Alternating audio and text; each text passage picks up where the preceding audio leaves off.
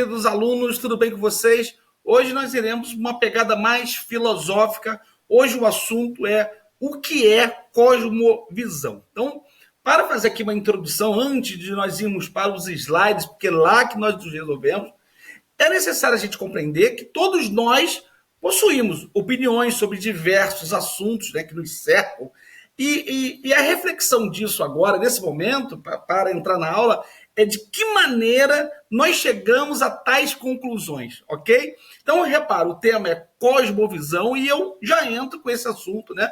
Onde todos nós possuímos opiniões sobre diversos assuntos que nos cercam, que nos permeiam, para responder perguntas bem interessantes e profundas na nossa vida, né?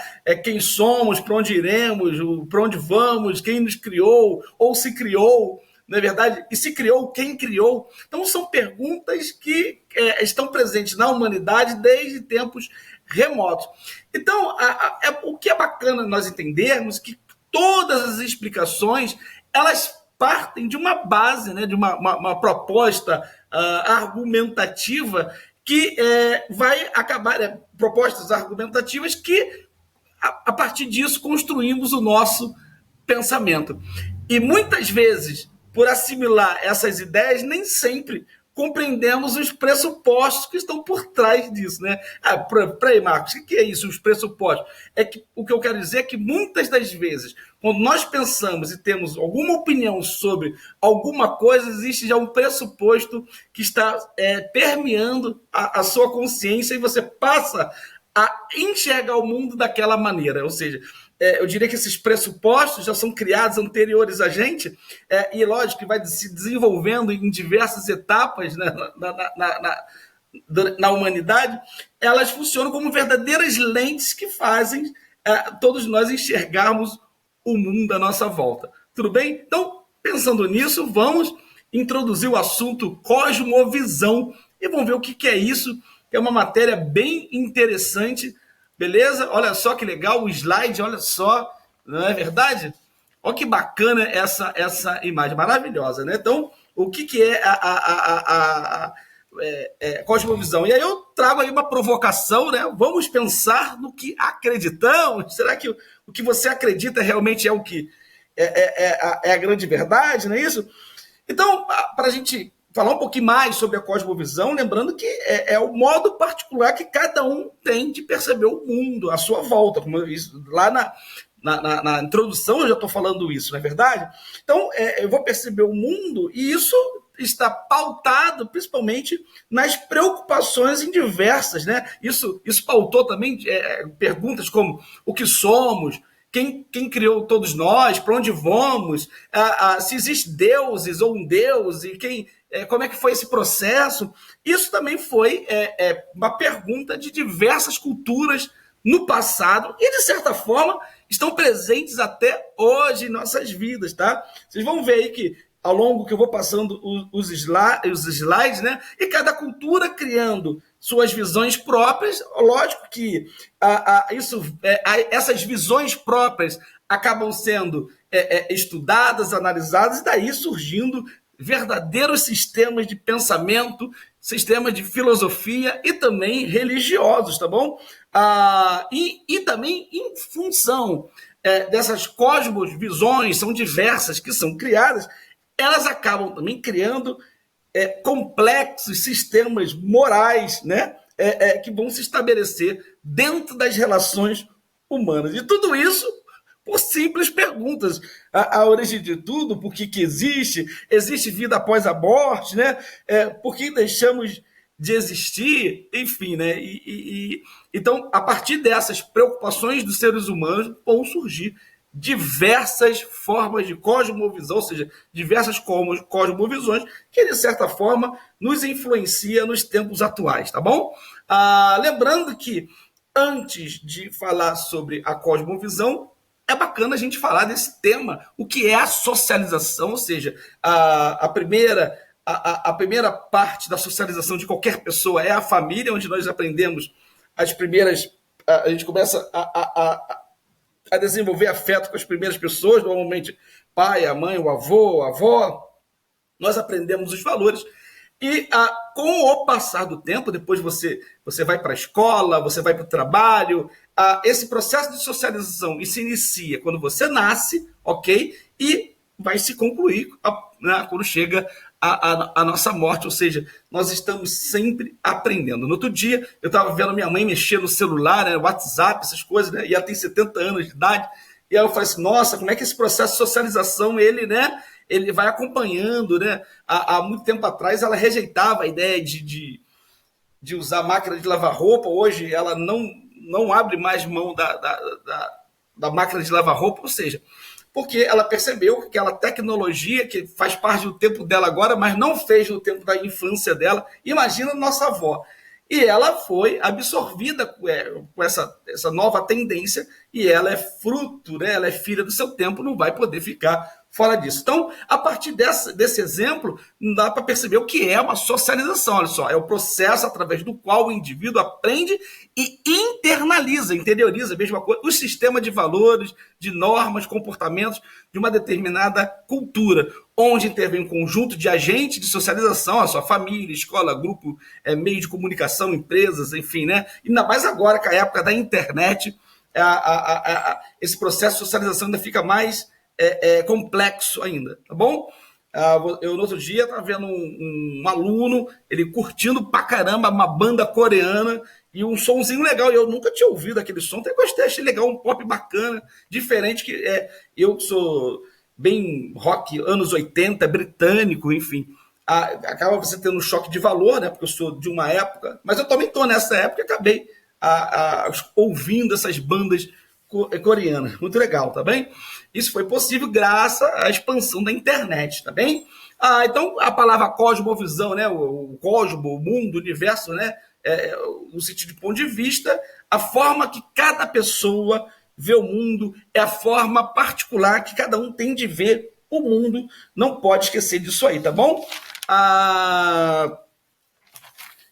Enfim, e aí eu vou mostrar para vocês de que maneira existem influências orientais na nossa sociedade. É uma sociedade ocidental. Vou tentar trabalhar com isso, tá bem? Então, já sabemos o que é cosmovisão, é um conjunto, né, de pensamentos, de valores, de padrões morais, comportamentos, né, que você se relaciona com o mundo. Isso é aprendido desde quando você nasce, você começa a participar na vida social, tá bem? E você passa a enxergar o mundo de uma maneira, tá bom? Então, como eu falei que eu vou mostrar para vocês as influências da cosmovisão das sociedades antigas orientais presentes ainda hoje, é lógico que nós temos que mostrar aqui onde surgiram as primeiras civilizações, e aqui esse mapa estou mostrando para vocês aqui o crescente fértil, né?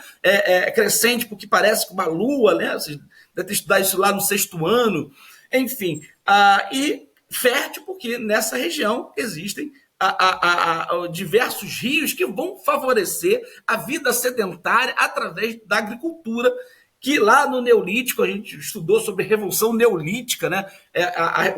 Uma das consequências da Revolução Neolítica foi a fixação do homem. O homem agora ele começa a criar cidades, ele começa a diversificar a forma de trabalho, organizar também a vida social, e surgindo também as primeiras lideranças. Bom, e nessa região aqui o Egito com destaque, né, o rio Nilo, e aqui o Tigre e Eufrates, ok? Daí a palavra Mesopotâmia, no meio, né, dos rios, entre rios, Tigre e Eufrates também. Aqui você vai ter alguns rios muito famosos, Rio Jordão. Então, por conta disso, vão surgir civilizações que são autodenominadas sociedades hidráulicas, porque elas organizam aqui o trabalho, elas irão criar, inclusive, leis, você tem o Código de Hammurabi, sistemas morais, principalmente lá na Bíblia, você vê a tradição judaico-cristã. Enfim, você tem aqui o início da civilização nessa região, ok? E, de certa forma, ela influencia até hoje. Lembrando que foi nessa região aqui, chamada Palestina, que foi crucificado Jesus Cristo, né? Repara, o Brasil está bem do outro lado, e nós temos aí um país com a maioria cristã, não é verdade? Então, você vê qual é a relação dessa região com a nossa vida hoje, tá bom? Enfim, E essas civilizações, né, vão desenvolver um modo de produção chamado, uma forma de se organizar economicamente chamado modo de produção asiático. Depois dá uma pesquisada o que é o modo de produção asiático. E vai surgir também todos os sistemas aí de compreensão do mundo, de lideranças, inclusive governos teocratas, ou seja, a religião e a política estão juntas e misturadas, né, definindo as relações desses líderes com o restante da sociedade. E aí surgindo também os sacerdotes que vão fazer toda essa mediação entre o líder e a população, fazendo acreditar que essas pessoas são representantes dos deuses nessas regiões. Lembrando também que nessa região, principalmente, a maioria desses povos eram politeístas, acreditam em diversos deuses, mas com destaque uma população que vai descer aqui esse vale da Mesopotâmia, vai parar aqui na Canaã, que são os povos hebreus que vão se tornar monoteístas, acreditando no único Deus, que é o Deus apresentado na Bíblia que vocês conhecem, tá bom? Então, para vocês perceberem aí a influência. No caso do Egito, né, sempre lembrado também na Bíblia, olha aí, ó. Na verdade, você tem a figura do faraó. O faraó também é o descendente dos deuses aqui na Terra. Inclusive, eles tinham a crença que voltariam à vida, por isso os egípcios tinham a prática da mumificação, não é verdade? Enfim, e os egípcios eles tinham, por conta desse tipo de conhecimento, eles acabaram também desenvolvendo grande conhecimento por conta da mumificação, conhecimento científico sobre, em especial, o corpo humano, tá bom? E nessas regiões aqui do Crescente Fértil, que eu estava falando para vocês, vai surgir também uma forma de enxergar a criação do mundo, né? Ou seja, extremamente relacionada com a forma que essas pessoas viam a figura de Deus, ok? Ou seja, você vai ter nessa região aqui a ideia de que Deus criou o homem à sua imagem e semelhança, ok? Ou seja, então, se o Deus criou o homem ele é visto como algo perfeito, não é isso? Aí você vai ter ideias de redenção, de pecado, de glorificação, e vai surgir também aqui uma visão muito bacana de um Deus onipotente, todo-poderoso, onisciente, que tem todo o conhecimento e onipresente, ou seja, está presente em todo, ele está presente em tudo o tempo todo, né? Então essas primeiras cosmovisões eu quero destacar, principalmente nessa região, que as primeiras cosmovisões que surgem, aí elas têm origens, principalmente em crenças, mitos e com grande conotação religiosa. Sempre eles vão procurar associar seres supranaturais, né? A criação do universo, ou seja, esses seres criaram universos, eles começam a explicar a existência de astros, eles vão começar a explicar fenômenos da natureza, ok? Inclusive, nessas regiões vai surgir, principalmente aqui na Pérsia, né, uma religião muito bacana, o zoroastrismo, né? Inclusive, dessas regiões vai surgir também a ideia de Satanás, do diabo, do bem e do mal. E em destaque a Pérsia, ou seja, o zoroastrismo, né, que vai surgir aqui nessa região onde está o meu mouse, o que vai ter aí duas forças antagônicas, o bem e o mal, elas passam a dominar o mundo, não é isso? Então, o que vai acontecer? Tem uma espécie de um profeta, Zaratustra, né, que segundo os gregos, ele vai pregar que vai existir um mundo aqui dividido por forças do bem e do mal. Existe um Deus supremo que vai criar duas forças, o bem e o mal. O bem vai ser representado por Ormuzd, né? Ormuzd, que é um deus do bem, da luz.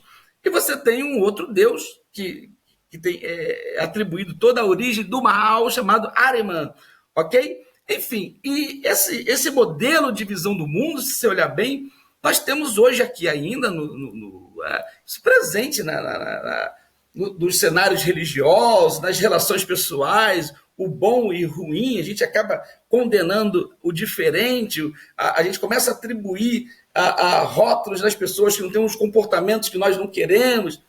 No fundo, aquela ideia de bandido e do mocinho, da alegria e da tristeza, Então, nossa cosmovisão ela tem ainda reflexo desse zoroatrismo até hoje. Tá? Isso presente especialmente nos filmes também. Você pode reparar, quando você não aceita uma coisa nova, você atribui aquilo ao mal, ao ruim, ao maligno, não é verdade? Então, eu diria que nós temos ainda esses reflexos dessas cosmovisões antigas, tá bom? Que ainda continua, né? E os egípcios tinham essa crença na vida, que a vida ele passa por um julgamento, depois ele poderia retornar à vida, por isso a preocupação em preservar o corpo. O que é uma múmia? A múmia nada mais é do que um cadáver preservado, ele está pronto para receber aquele espírito que volta, ou seja, para retornar à vida após um julgamento que os egípcios passariam, tá? E aí, por isso, essa cosmovisão deles acabavam, como eu disse para vocês, criando sistemas morais de vida, pensamentos, comportamentos sociais que levavam eles a acreditarem na mumificação. Você vai ver, toda hora aparece aí um arqueólogo e faz descobertas como essas aí. No dia que encontraram essas múmias, encontraram 50, tá? Muito bacana. E também aí, com destaque ao cristianismo, a ideia de paraíso, de uma vida fora daqui, do inferno também. Aliás, a ideia do inferno, por exemplo, lá no zoroatrismo, você já vai ver também essa ideia aí, ou seja, aqueles seguidores do bem, eles iriam para uma espécie de paraíso, e aqueles que são seguidores do mal acabariam terminando a vida numa espécie de um inferno. Também é bem lembrado na religião judaica e na religião cristã, ok? Então, para você ver que essas cosmovisões também ali no passado, elas se misturam muito. Você vai ver, por exemplo, ideias de dilúvio presente no conhecimento da Bíblia, e outros registros religiosos de outros povos. Enfim, essas cosmovisões elas acabavam também se encontrando e se adaptando às coisas novas. Tá? Lembrando que o Egito, por exemplo, ele vai ser dominado por Roma. Roma já é influenciado pelo helenismo. Eu vou fazer um vídeo sobre isso, tá bom? Enfim, olha aí, o Zoroastro, que eu falei para vocês, é um antigo sistema religioso filosófico que repousa no postulado básico de uma contradição dualística, ou seja, onde existem duas forças que regem o mundo, a do bem e do mal, inerente a todos os elementos do universo, tá bom? Enfim, e isso é muito presente. Uma outra cosmovisão é muito bacana do ateísmo, né, do materialismo, né, ou seja, o que é morte, por exemplo, para uma pessoa, né? Se você olhar para o sentido biológico, a morte ela é algo biológico, não é isso? Ou seja, o corpo ele tem toda a energia, e quando ele falece, os órgãos param. A morte está relacionada a uma certeza da natureza, eu diria isso, e a vida para por aí mesmo. Não existe vida. Onde a vida não há morte, onde tem morte não há vida. Essa é uma visão materialista. E você tem, isso é uma visão de um cientista, de um biólogo.